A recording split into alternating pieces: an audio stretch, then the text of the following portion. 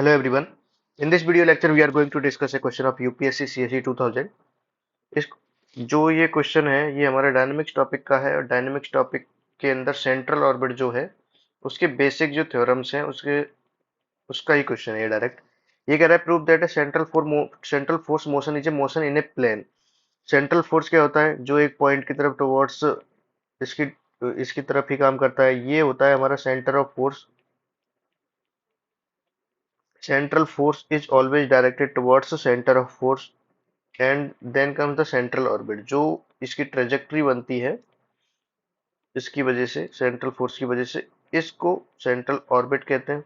जो ये काम करते हैं इसको सेंट्रल फोर्स कहते हैं और जो दिस पॉइंट है this is called centre of force. तो हम लोग को कहता है कि central force motion is a motion in a plane. तो हम लोग स्टार्ट करते हैं इसमें। मान लो किसी भी एक ये पॉइंट है ओ, इसके रिस्पेक्ट में ये सेंटर ऑफ फोर्स है। कोई भी पार्टिकल मोशन कर रहा है सेंट्रल ऑर्बिट में।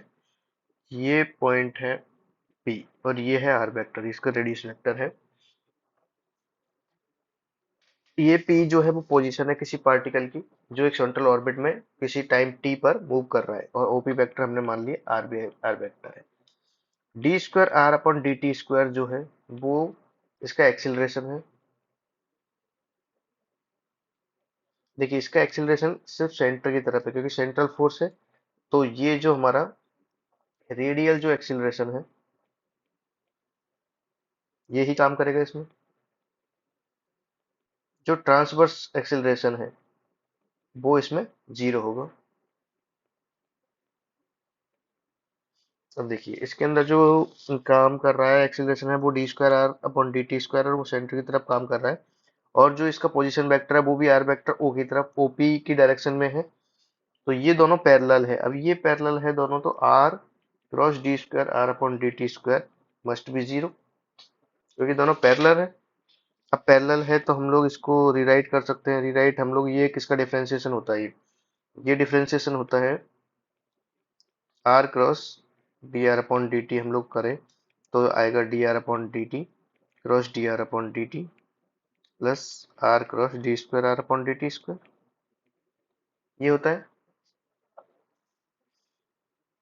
तो इससे क्या हो जाएगा, अगर D are upon D T cross D R upon D T ये जीरो हो गया और ये इसकी वैल्यू यहाँ से जीरो हो गई। तो d upon D T r cross D R upon D t this will be zero.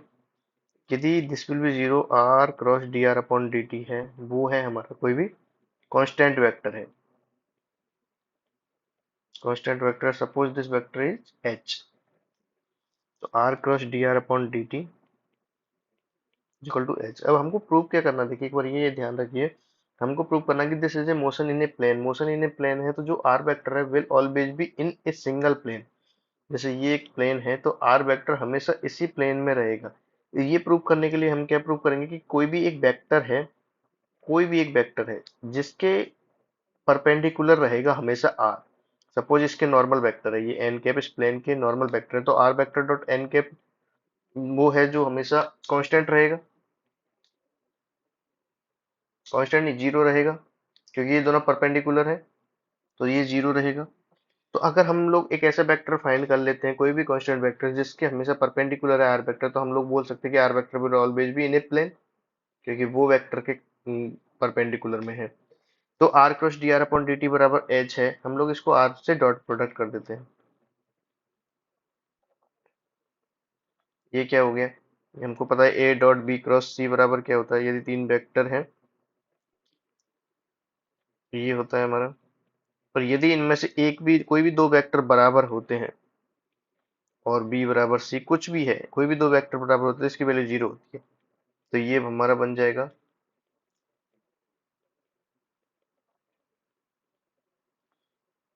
ये जीरो हो जाएगा आर डॉट एच। तो जो हम लोग प्रूव करने वाले थे कि R dot H is equal to zero है, इसका क्या मतलब हुआ, इसका मतलब हुआ है कि जो आर है वो हमेशा परपेंडिकुलर है कांस्टेंट वेक्टर एच के। तो जो रेडियस वेक्टर है R OP is always perpendicular to a fix direction, इसलिए ये हमेशा एक प्लेन में लाई करेगा। सो जो हमारा सेंट्रल ऑर्बिट की ट्रेजेक्टरी है या फिर जो सेंट्रल फोर्स का मोशन है will be a plane, will be a motion in a plane, और इसको प्लेनर भी बोल सकते हैं कि एक प्लेनर कर्व होगा। अब सेकंड पार्ट पे हम आते हैं।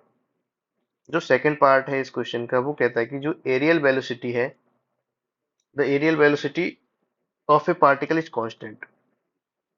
एरियल वेलोसिटी क्या होती है? सबसे पहले तो हम लोग इसकी डेफिनेशन अगर हमको पता नहीं है तो हम लोग इसको सॉल्व नहीं कर पाएंगे। एरियल वेलोसिटी होती है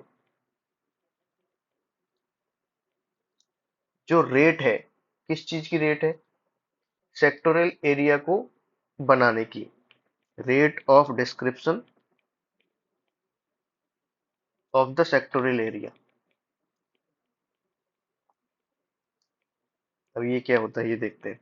ये पॉइंट ओ है, ये मोशन हो रहा है, स्टार्टिंग में पॉइंट पी पे है, स्टार्टिंग में थोड़ी देर बाद क्यू पे है। ये आर वेक्टर है, ये R plus delta by R vector हो गया। ये एंगल है डेल्टा थीटा। इनिशियली ओपी पे था, ओपी से मूव करके ओ क्यू पे गया है। तो जो ये एरिया बना है, जो ये एरिया है, तो इसकी रेट क्या है? इसके एरिया की रेट क्या है? Rate of description of the sectoral area. इसका हम लोग एरिया निकालेंगे। एरिया क्या हो गया? 1/2 OP O Q sine delta theta. OP हो गया R vector, R plus delta R sine delta theta. ये हो गया, ये है हमारा एरिया। अब रेट ऑफ डिस्क्रिप्शन क्या होगी? रेट निकालनी है, डीटी से हम लोग इसका डीटी से डिवाइड कर देंगे। 1/2 आर वेक्टर,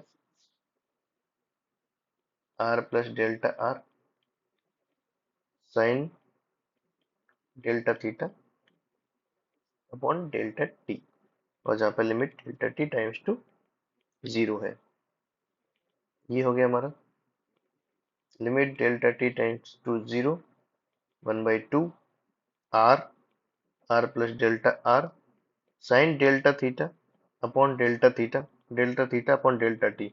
इसको इसलिए लिखा है हमने ऐसा क्योंकि हमको पता है sine theta upon theta is equal to 1 होता है when theta is very small.